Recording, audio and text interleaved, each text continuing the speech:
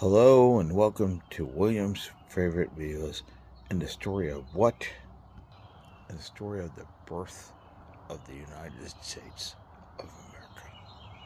Well, what exactly am I talking about? A long time ago, I was a young child and I lived in a place called Bethel, Connecticut. Bethel, Connecticut. Bethel means the house of God. And I lived on a mountain called Hoyt's Hill. And Hoyt's Hill was 990 feet tall, almost a mountain. But what was really interesting was there was a guy,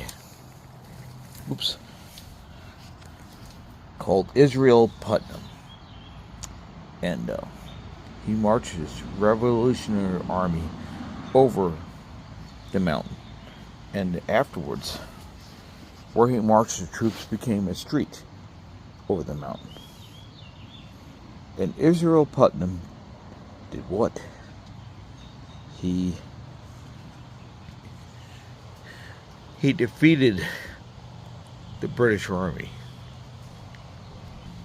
And he drove them back through the woods with his cannons, with his guns, with all his troops just jumping the British Army, which walked down the paths or the streets.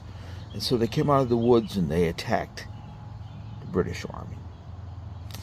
And I lived there on the mountain, in that town, where there were 200-year-old houses. And one day, this is a ghost story, one day there was a soldier who was there in tattered uniform. And I was there by some 200-year-old houses. And he was marching on the street. I stopped him. I talked with him. How you doing today? Something seems to be wrong with you. Yes, I have a tattered uniform. And he said, remember me. Remember me when I'm gone. Remember what we did for you on the birthplace of the United States of America.